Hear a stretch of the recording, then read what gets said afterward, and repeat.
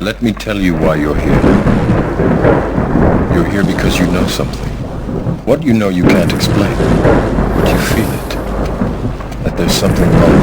You don't know what it is, but it's there, like a splinter in your mind, driving you mad. Do you want to know what it is? You can feel it when you go to work, when you pay your taxes. It is the world that has been pulled over your eyes to blind you from the truth. Like everyone else, you were born into bondage, born into a prison that you cannot smell or taste or touch. A prison for your mind. Unfortunately, no one can be told. You have to see it for yourself.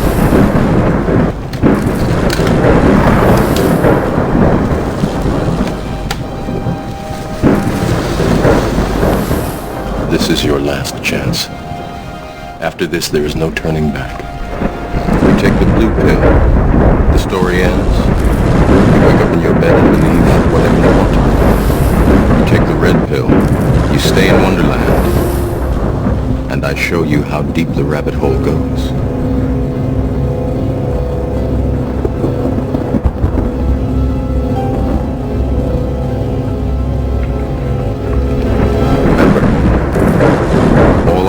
Is the truth, nothing more.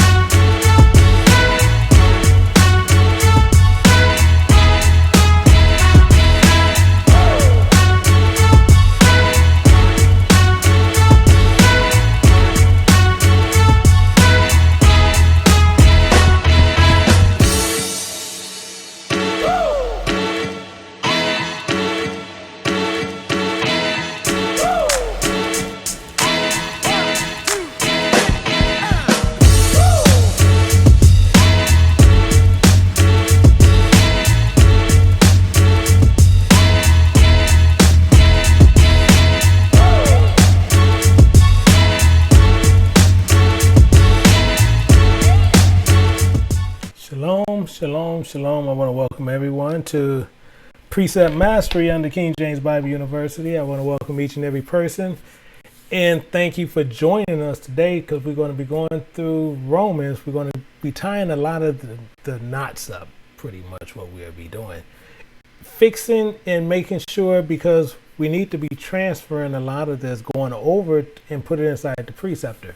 So I'm going to be showing you how to do that today, and how we can actually get those in. I'm trying to set one part up, and I'm trying to see why is that not actually there. But I guess we'll figure that out. But the main thing is, I want to make sure that everybody who do not have preceptors, if you want to join in on this, the best thing to do is, one, you can actually go over to the Moab, and we actually have one over there. And you can go over there and you can actually work it with us. We have another one that if you want to where I'm trying to make sure all that getting set up to where you can actually look at it, and if that's something that you want to do, you can actually go over and you can send an email and you can send that to the fulfillment, and what they'll do, they'll send you the information on how you can actually purchase the preceptor yourself, to where you can go through the same thing and do it exactly what we're doing. Because these studies, you can actually take these studies and and take them to yourself, and actually you can print them out, give them to friends, or you can use them for teachings itself, showing you exactly how the precepts go to where you cannot be breaking them, as far as using theologies and things like that, which people use to try to mainly break what you're saying. And mainly what they like to do, they try to force and make you use your own personal thoughts, and they try to put their logic and put it against the precepts of the Bible. So it's the same thing as they like to use. And we was looking at a couple of things this past week where they was showing even people where they was using personal logic in verse in the Bible. You know, they were sitting there saying that Moses had, 3 wives, which was a complete lie. And they was using Judges 1:16, which it talks nothing of Moses being married. But we have to go through precepts to understand what the Bible is saying. So you have people that are good orators and to try to force you into believing something, but you always have to go back to the beginning of the Bible and tell them, hey, show me in scripture where it states what it's stating. And if they can't do that, then that's letting you know you don't need to be actually under them studying. And most people, if that's something you want to do, then that's pretty much on you. So we're going to look at what was going on and seeing what was happening. And I'm going to try to set this up to show you what we're going to look at first. And I'm going to show you this. Let me see if I can get this here and I can pour that in. So I'm trying to pour this in right now with what I'm going to do. And if I can pour this in, then what I'm going to do, I'm going to show you what we're going to pull in. And actually, I was able to pour that in. So let me pour this here. And then what I'm going to do, I'm going to get this out of the way. And I'm going to show you what we're going to actually start on. So we're going to look at it, we're going to go through it, and then as we go through it, we're going to get an understanding on how to actually, I'm just making sure it's going to have the sound there. So we're going to see exactly how you actually go through this, and then we're going to be moving it over to the Preceptor. So what I want to do, I want to show you this file. We're going to look at the file, and let me move myself out of this way. And this is what we're actually looking at. We're looking at the file, and we're looking at Romans 1:1. So with Romans 1:1, we got to find out how to actually get Romans 1:1. We need to be able to embed it in here. We need to be able to put this inside the Preceptor. This need to be able to go in here to where we can make it all make sense for us as we continually go through and start pushing through, because we're going to be going through all the Romans. And the main reason I'm doing this, because even when I had some elders came and the elders said, they wanted to see and make sure that they were just making sure they were doing those steps right. That it lets me know at the higher level that they are. I know that we can have other people that's not at the level where they are. I know they would be probably having the same problem. So what we need to do, we need to make sure that we're able to put these in there. And to where I was trying to make sure of something. So we need to make sure that we're in there to make sure we're getting all this correct. So the best way we're going to do now, we're going to look at this. We're going to look at what it's saying. We know in Romans 1:1, it says, Paul, a servant of Yahushua, the Messiah, called to be an apostle, separated unto the gospel of Yahweh. So clearly we know this. So when we have this here, we need to set the Preceptor up. And if you look at the Preceptor, we're going to see here, and we're going to go through and we're going to put those in there to where we're going to be putting this in there. So what we want to do here, we want to put in Romans. We're going to put in Romans 1:1. Right? 1:1. That's what we want to do. And it says Paul, and then we got to put a servant.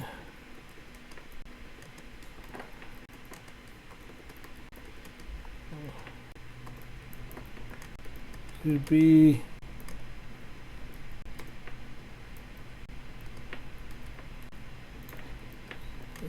unto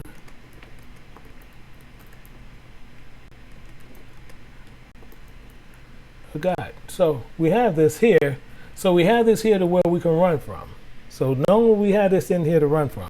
So let's look at what we're doing in, and I think I might have, no, I had the right one up. So I don't know why it's, this document could not be saved. Oh, I got to find out what's going on here. So I'm going to hold that there and figure out, but as long as I can input, I'm okay. So what we want to do is make sure that this here is what we're going to be using. So we need to make sure this here, and I think I know why it's doing that, because it's actually separated from the outside of this server part. So we'll make sure that this is going on. So the main thing here, we want to make sure, we want to look at, we want to see what's going on. So the first thing we got to do, we got to look at select. Select one, we're looking in the first setting, and we want to know exactly what we need to put there. We need to know exactly what we need to put there to understand how to actually put in Romans 1:1. So we need to know who. So we know who. Then it is, we know who is Paul. So we know who is Paul. So who is Paul? We want to know who is Paul. And which one will we use? Which one will we use? Because he says in Romans 1:1, he was called to be an apostle. He was called to be an apostle. So what was Paul originally called to do? What was Paul originally called to do? Let's look at these again to make sure and understand what Paul was called to do. We want to look at what was Paul called to do. So we're going to be going back and forth. So we look here, and it's telling you right there. So Paul, he was called to be an apostle, but we know Paul, when we look at this, if you look at right there at the bottom, you'll see where it says in Romans 11:13, he says, "For I speak to you Gentiles as much as I am an apostle to the Gentiles, I magnify my office." So who is Paul? We need to know what Paul, who he is. We need to know who he is. So that wouldn't go there. That wouldn't go there. So how do we know who Paul is? How do we know who Paul is? Which one would be the best thing to put there? What would be the best thing to put here in this arena? So we got to go back, and we're going to look right here, and we're going to go into select one, and we're going to start filling this in. And we're going to be taking these pieces and transferring it over. We're going to take it and transfer it over. So the first thing we got to do here, we got to look at Acts, and you see that that's right at the top of your deal there. We're going to put in Acts 13, and it's 13 verse 9. Why? Because it was Paul was Saul. So now we know who was Saul. Paul was Saul, and his name was changed. So this we know. But Paul was also filled with the Holy Ghost. So we know who is Paul. Was called, well, I can put it right here, was called Saul. Paul, well, let's just do it that way. So it was Paul was called Saul. So that was his name originally. Paul was Saul. So now we have that. Now we need to understand a little bit more. So we know Paul was called Saul, but we want to know what was Paul. So who was Paul?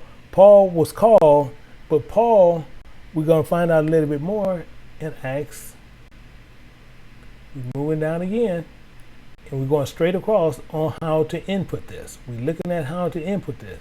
We're going to look at Acts again. We're going to 9:20.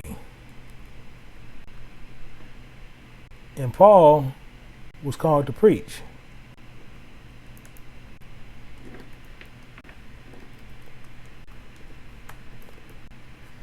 So Paul was called to preach. That's what he was called to do. He was called to preach. So Paul, who was called Saul, He was called to preach. So let us put a little note here. And let us put us a note there. Let me close this. And we're going to put us a note here. And let's move this over here. And I want to keep these open. So I'm going to the properties. Actually, not here, but I want to go into the properties here. And I want to show up, so I'm opening all these, but what it's doing is going to make me keep this one open. So, and actually it didn't do that. Let me go to here again, and I'm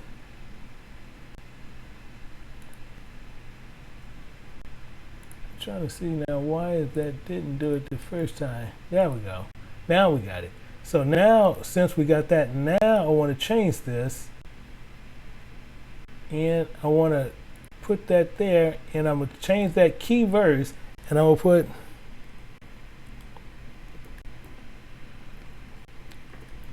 who was Paul. I'll put who was Paul. Who was Paul? And we know here, we'll put here one, Paul, who was called, you saw in Acts 13:9, later became Paul. Now, and then we know also too, Paul was called to preach to the Gentiles, but Gentiles, and then you say Jews, like Jews acting like Gentiles. Now, why did I put that there? Because we're going to find out why. We're going to look at why. So what I want you to do, we're going to look, because we got to prove that statement. Because Jews acting like Gentiles. So we need to prove that statement there. So the only way we can prove the statement, we have to put a verse there to prove the statement.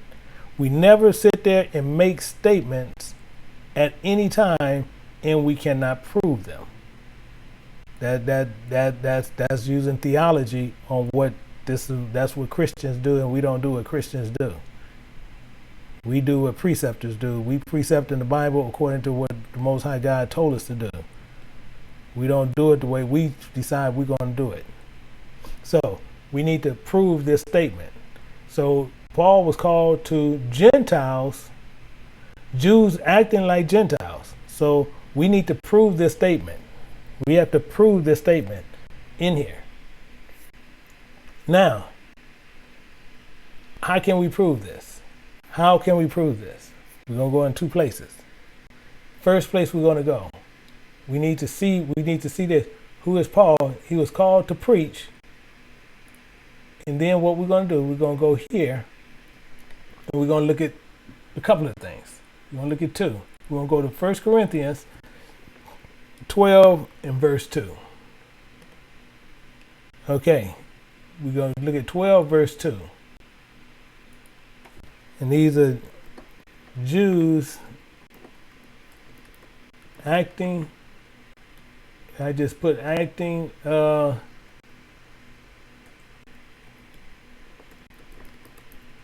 I can straighten that out down at the bottom. So I do that to where it just can fit in here. So we're going to look at this one. We're going to look at, we're going to go to 1 Corinthians.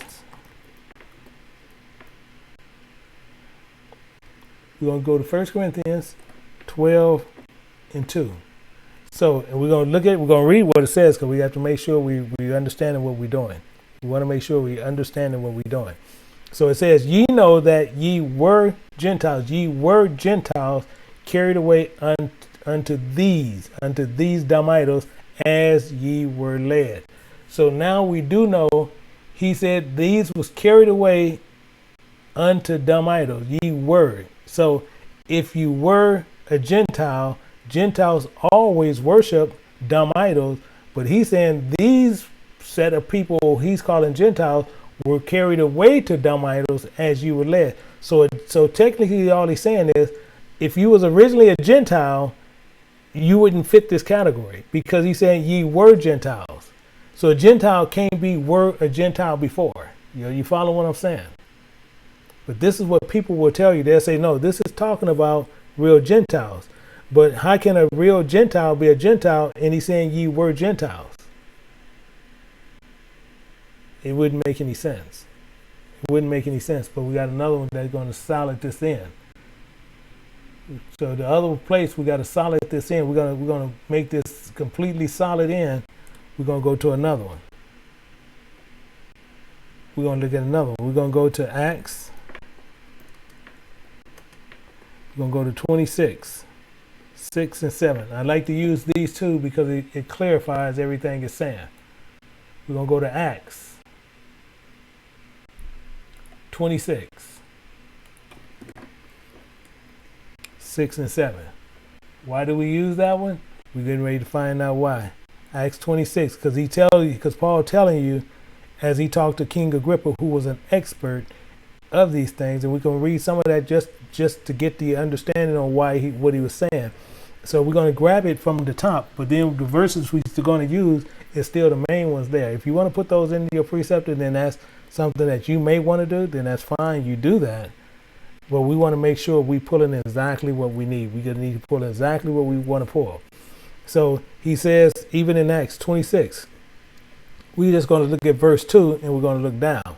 It says, I think myself happy, King Agrippa, because I shall answer for myself this day before thee, touching all things whereof I am accused of the Jews. So he's telling you, he's talking to King Agrippa. Even when you look at verse 1, it says, then King Agrippa said unto Paul. So we know that these two is talking to each other. Then Paul stretched forth his hand and he answered for himself. And that's what he said afterwards. Now we're going to look at verse 3. This is your key here. It says, especially thee be expert. Now it's saying, because I know, that's really not there, but you can say that or not say it. That was actually inputted in there for clarification. But you can see that and it's italicized, so it's really not there. But he's telling you, especially because I know thee to be expert in all the customs and questions which are among the Jews, wherefore I beseech thee to hear me patiently. That's why he was sitting with King Agrippa. This is why he wanted to speak with King Agrippa. This is why he wanted to make sure that he be sitting in front of this man, King Agrippa, because King Agrippa was an expert in all the customs and the questions that can concern the Jews. Why? Because he knew these things. He knew about these things, and he was an expert at this. So this is why it's so important that he sat in front of King Agrippa. Now, to show still prove the point, we're going to now drop down and go down some. It says in verse 4, my manner of life from my youth, which was at the first among my own nation at Jerusalem, know all the Jews. Now you see the semicolon, it changes conversation, which knew me from the beginning. Now he's going to tell you how he was in a different set. That's all he's doing. He was a Jew, but he was among a certain group. You follow me? Because with this group, he's telling you what he was. He's going to tell you what he was. So, and we're going to sit there and we're going to even end up adding that to some other parts. So watch this, verse 5. It says, which knew me from the beginning, they would testify that after the most strictest set of our religion, I lived as a Pharisee. So who is Paul? Paul was called Saul, but we want to put another one here, and we're going to go to Acts. Because I told you, we're gonna pull some information to make sure we nail this down. He was called Saul, but we're gonna go to Acts 26. And what else? We're gonna look at verse 5. Paul was a Pharisee.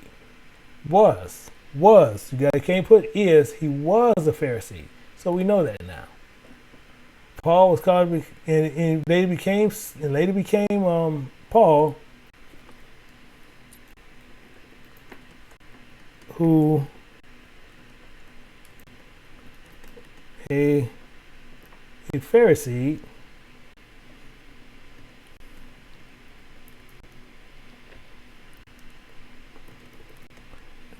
and then among the strictest set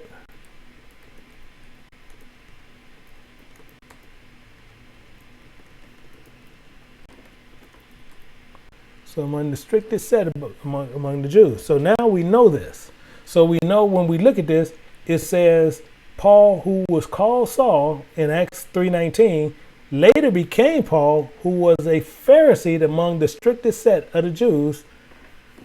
And how are we going to do this? Acts 26, and we looking at it right there. So we know this. Now this is clear. Who is Paul? And Paul, he's doing this thing. So now watch what happened. We need these verses up here on what we're using. Now verse 6 is where it goes. Now I am judged for the hope in the promise made of God unto our fathers. Made of God unto our fathers. Are you following what he's saying? So we need to understand what those promises are. We got to understand what the promises are to see what we need to put in. Once we know what all the promises are, now we can go through it. We can actually input in there. So how do we know what were the promises?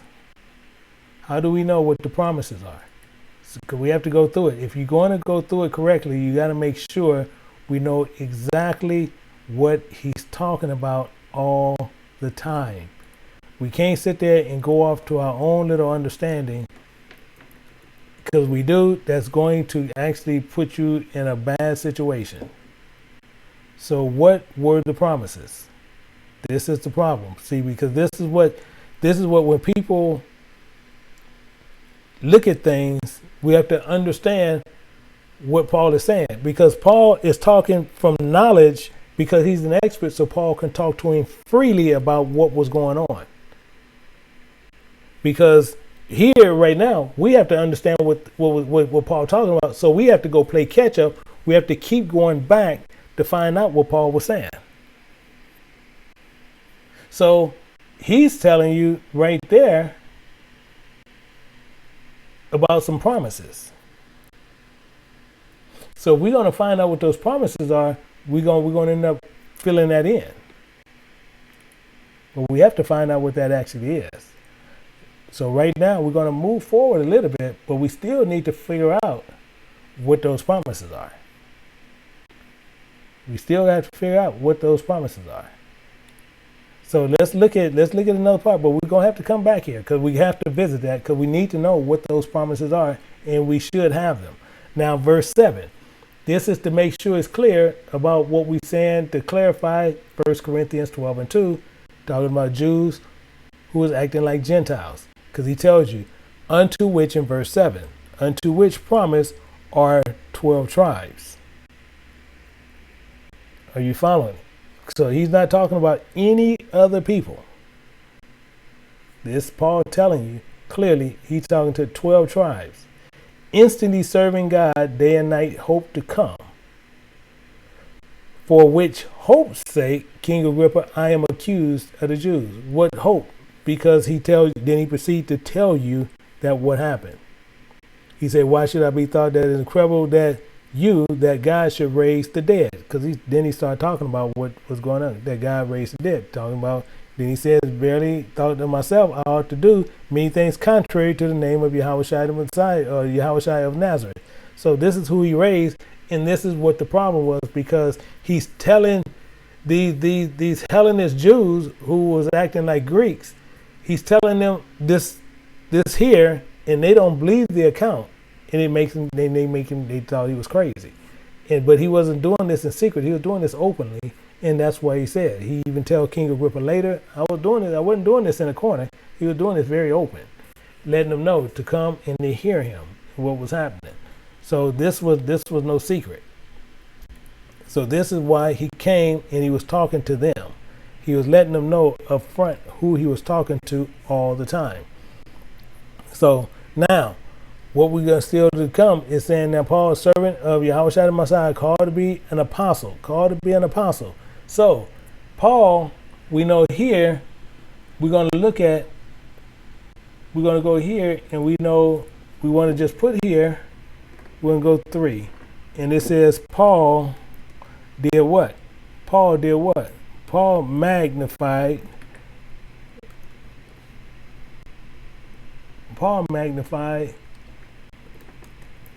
his own office. How do we know this?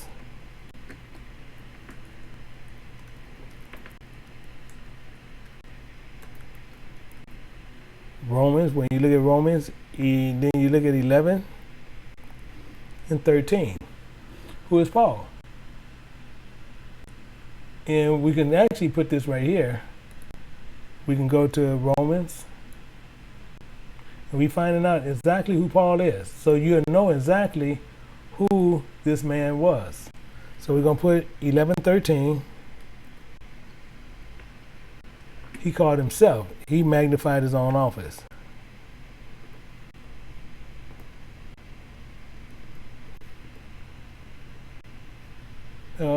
Can't quite put that in there.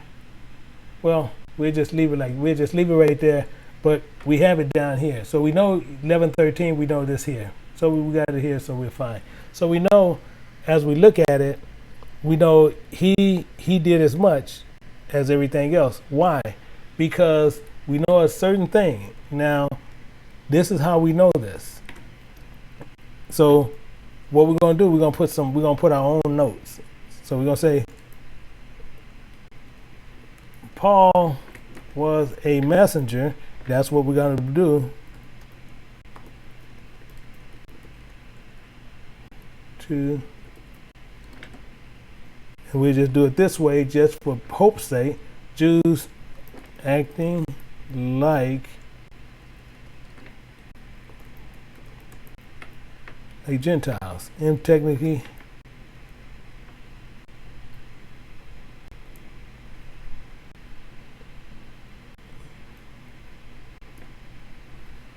oh shoots, I want to do this. Hellenists. I really just want that there. So we want Hellenists. So we want Jews acting like Gentiles. But he was a messenger. So messenger, so we know messenger is the same thing when we look at Malachi 3:1. So who is Paul? We know Paul was a messenger to the Gentiles. How do we prove this? Let's go to Malachi. We're going to look at Malachi, and we got to figure out what's going on. Let's go to Malachi, because he was a messenger. He preached to them. So we know that, and that's why Paul magnified his office. Then Malachi 3:1. So we know he was a messenger. So we're going to go to Malachi 3:1. And we're going to look at that. We're going to look at it, understand what it's saying, and we're going to see is it one of the same things. So let's go to Malachi. We're going to look at 3:1. Malachi 3:1. 3:1. And it says, Behold, I will send my messenger, and he shall prepare the way before me, and Yahweh whom ye seek shall suddenly come to his temple, which is you, even the messenger of the covenant whom ye delight in. Behold, he shall come, saith the Lord of hosts. So he's going to come and prepare the way. this messenger. He's going to come, and that's what he was even being accused of when you look back at and you go into Acts 26. And he's telling you the same thing. He said that instantly serving God in the host to come. This is what he's asking for. This is what he's selling. This is what he's telling King Agrippa about. So this is the story that he's telling you that we're putting all in the preceptor on what went on, that we're removing from what we did here in the section, and now we're moving it over. Now we're moving it over. So we know here on basically what happened. We know basically what happened. And what did he come to do? What did Paul do? What was Paul doing? We have to understand what was Paul doing. So Paul was delivering a message to the mass of people who would listen to him. That's what Paul was doing. He was delivering a message. So he was delivering a gospel. So we know here, and there's more to put here, but what we're going to do here, and it says what? We'll know what. And we're going to do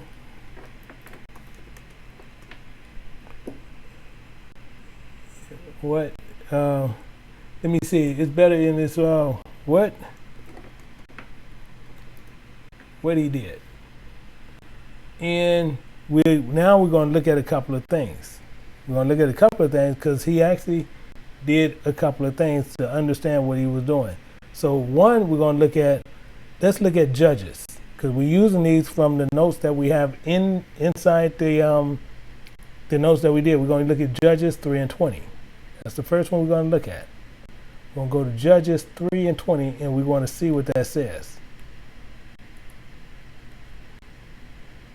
And I believe it was 3 and 20 that we had. Let me see. Let me make sure that's the one that we had. I want to make sure that is it. And let me just make sure. I just want to make sure that's the one we have. Yeah, 3:20. Judges 3:20. So Judges 3 and 20, and it says Ehud came unto him, and he said, and he was sitting in a summer parlor, which he had for himself alone. And Ehud said, I have a message from God. Because that's what God always delivers. He always has someone to deliver a message. Always. Always. So what he did, Paul was a messenger, and he delivered a message. Paul was delivering a message. Okay? So we got to understand what he came to do. He came to do what? He came to deliver a message. So we're going to look at here, we're going to look at Judges. And we're going to look at that. You went down too far. Judges 3 and 20. And we're going to put this. And, well, I just put it this way. I do a lot of abbreviations here. So he came to deliver a message. And how do we know this? How do we know he came to deliver a message? We're going to look at a few things. We're going to look at a few things, and we're going to understand exactly what those messages were. So another one, we're going to look at Haggai. Haggai 1:13. Haggai 1:13, and we're going to see the same thing in the same picture on what he was talking about from the beginning. So we're going to go to Haggai 1:13, and we're going to look at that. Haggai 1:13, and it says, "Then spake Haggai, the Lord's messenger, in the Lord's message unto the people, saying, I am the Lord, I am with you, saith the Lord." So we have another location, Haggai, where we know they deliver messages. So we know, and this is 1:13, So we know right here, that's another one that's clearing what we was talking about. We're talking about he's delivering a message. Okay, now we're going to go over to John. We're going to look at John 1:5. John 1:5, and we need to see what that one says. John 1:5, and see what that says to make sure we have everything together. Or was it First John? Let me see. Let me make sure. Yeah, I'll tell you what. John 1:5 and John 3:11. But I knew I had First John, but let's go back and let's look in 1:5, and it says, "In the light shineth in darkness, in the darkness comprehended it not." Why? Because the message that he was bringing, he brought it in darkness, but some of them will not comprehend it. Technically, this is all he's saying, because he is light and he's bringing a message which is of the light. But then some people who want to stay in darkness will stay in darkness. So that's more of a spiritual side, but we're going to still need to use that, because some people is actually above the level of what we're doing on foundational precepts. So we need to still make sure we keep that there. So 1:5. But we have another one we got to do. We have another one we have to do. So that's more of a spiritual precept, but we want to look at the other one. We're going to look at 3:11. We're going to look at John 3:11. We're going to see what that one is saying. 3:11, it says, "Very verily, I say unto thee, we speak that we do know, and testify that we have seen, and ye receive not our witness." You didn't receive this message that we brought to you. That's why that's there. So we know that these here, that message came to many, and many is not going to accept the message. Many are not going to accept the message. Now, the one that's going to be very clear, and it's a foundational precept, is very clear. We're going to go to 1 John. 1 John 1:5. 1 John 1:5. And it says, "This then is the message which ye have heard of him, and declared unto you, that Yahweh is light," which is validating John in 1:5. It's telling you that's all it's talking about. "And in him there is no darkness." So if there's no darkness in him, darkness can comprehend the light. That's all it's saying. It's the same thing. Because if there's no darkness in him, it's no understanding of the darkness, that the darkness can understand what the light is bringing. Technically all he's saying in a nutshell. So we know right here, again, that we're going to look at 1 John 1:5. So what was Paul did? What he did? He was telling you that Yahushua was light. So to the Jews, to the Hellenist Jews,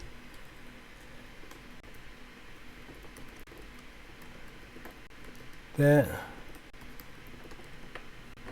let me go take that out. Yahushua was that he was light to them. So this is what he was doing. He was bringing the light to them. He was bringing the knowledge for them to understand what was happening. That's all he was doing. And we have this here, to which we need to understand all the time as we're going through this, where we're getting this, and we understand what's happening. So we know, 1, what Paul did. 2, who he was. He was a Pharisee. And as Paul, he was sent to be a messenger to the Gentiles. And these was Hellenist Jews acting like Gentiles. We know that. But he wanted them, as he preached, he wanted them to instantly serve God. And how do we know Paul and why he magnified his office? Because he used the title of what the apostle was. So he's not using it as how you see in Yahushua. He was calling them apostles, and that's why Paul said he was an apostle. He was saying, I'm a messenger also. And that's what Paul took the title of. But Paul at no time tried to fool anybody. Paul let everybody know right up front in Romans. He told them, hey, I magnified my office. So I'm a messenger just as much any one of the other one. I'm just as much. And that's what Paul was called to do. So with that, we're gonna sit there, and this is quite a bit of information on how one can actually input into your preceptor and what's going on. So with that, I'm gonna go through and I'm gonna see, do we have any questions on anything from that point out, and see, do anybody if you have questions, if you want to do anything and changes. So I'm gonna look in here to make sure. So if you have some questions about this or things that you can put inside the preceptor, or directions you should take or look at, those questions you need to post now. Because what people like to do, and what I really stopped doing, is when I say if you have any questions concerning that, post them now. And what people do is when I get ready, right as I'm getting ready to go off, as soon as I'm getting ready to go off, and then they'll post a question. So from now, what I do, I ask you if you have any questions, as I'm doing right now and I'm talking. If you have a question, post it now. Because once I get ready to go off, I'm not going to address the question. I'm actually just going to go off. Because some people, they feel like they shouldn't ask the question, or they feel, for whatever, uncomfortable answer the question. But then right when I get ready to go off, okay, let me just go in and ask. And it's already too late. Because we need, if you're going to ask it, ask it.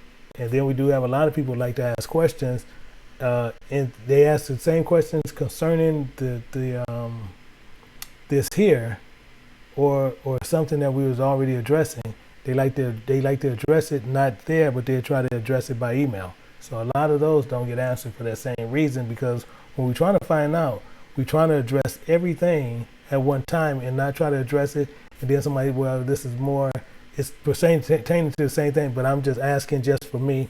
If you can't ask it here, then basically what we're doing, we're not asking it in either way. I do like to answer questions by email. If it's something pertaining to something else and they just asking on something of another teaching or something, we don't have a problem doing that. But when it's something pertaining to this and we're asking, do you have any questions on it? We're asking you to post them to where we can address it. So this is what I'm doing right now.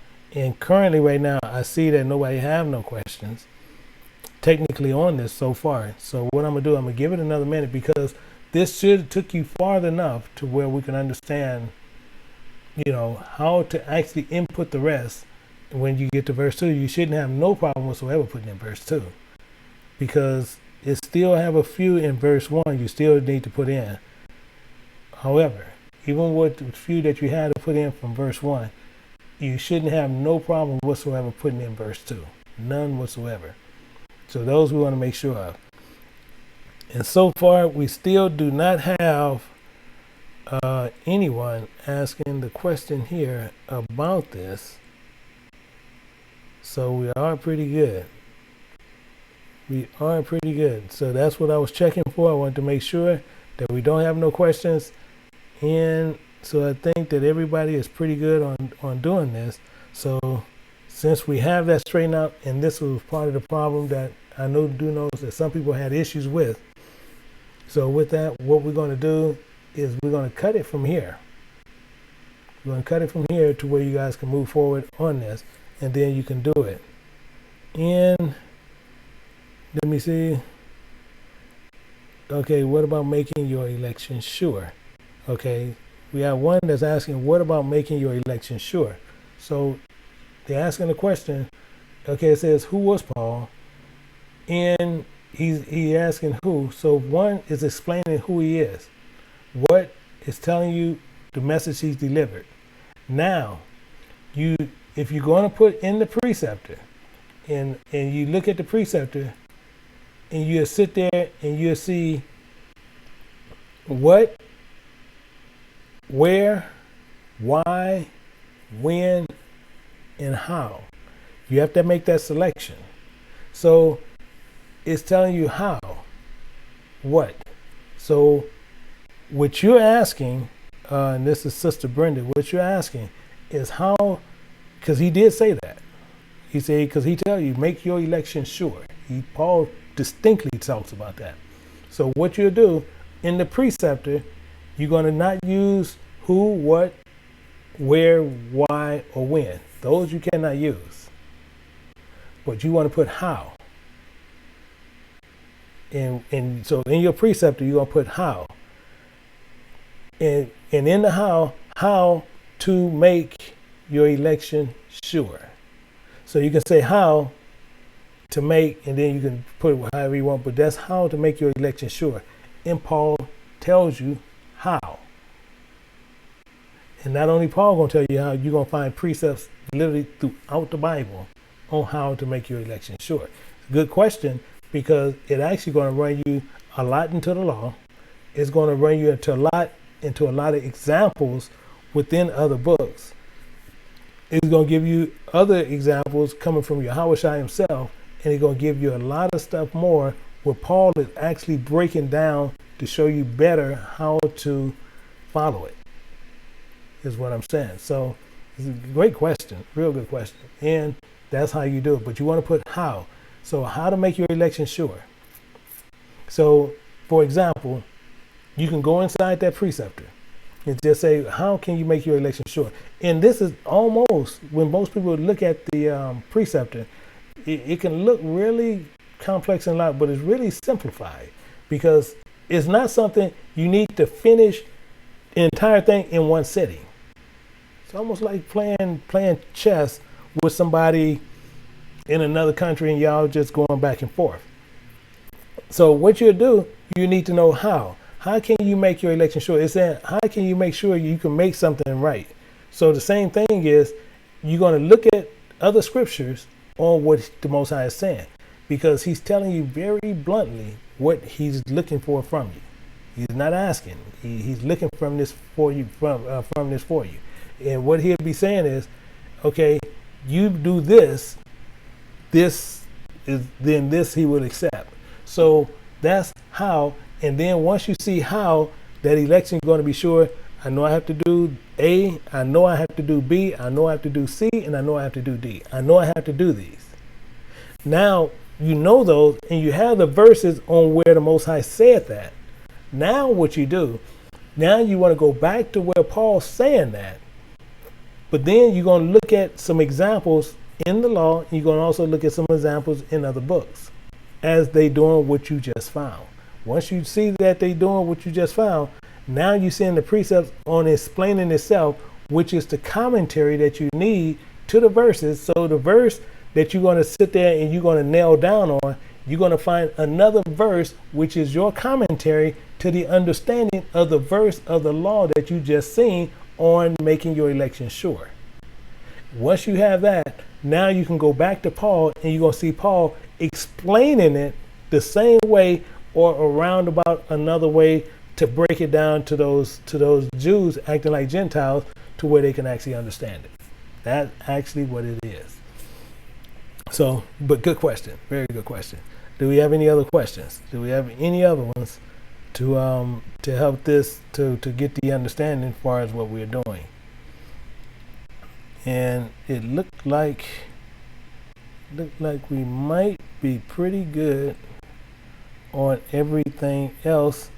Give it a minute, but then tomorrow I know we'll be posting up the teaching for tomorrow. That'll be posted up actually once I actually go off.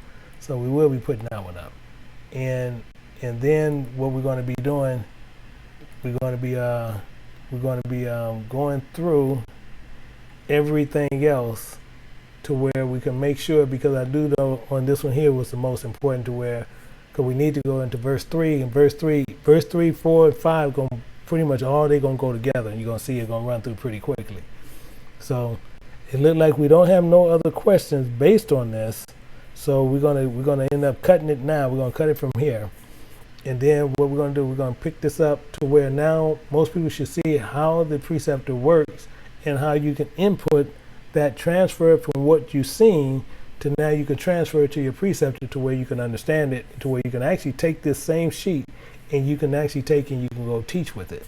that's what the preceptor helps you do. So with that, we thank you guys for joining us and seeing exactly how to input on the preceptor to make sure you can get through it, and to transfer all your information from a sheet of paper to a preceptor to where now you can do it. So with that, I hope you guys enjoy the rest of your evening, and that you just continue to always have the Most High always on your mind on all things. So with that, I bid each and every one a shalom.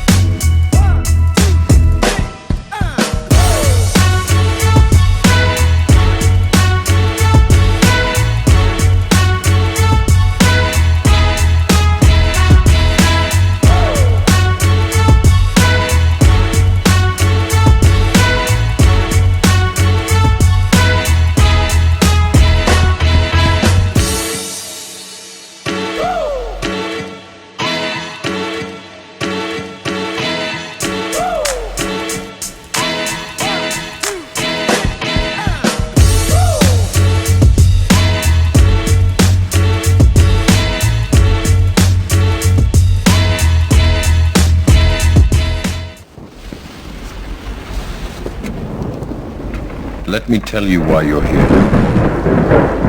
You're here because you know something. What you know you can't explain, but you feel it. That there's something wrong. You don't know what it is, but it's there, like a splinter in your mind, driving you mad. Do you want to know what it is? You can feel it when you go to work, when you pay your taxes. It is the world that has been pulled over your eyes to blind you from the truth. Like everyone else, you were born into bondage, born into a prison that you cannot smell or taste or touch. A prison for your mind. Unfortunately, no one can be told. You have to see it for yourself.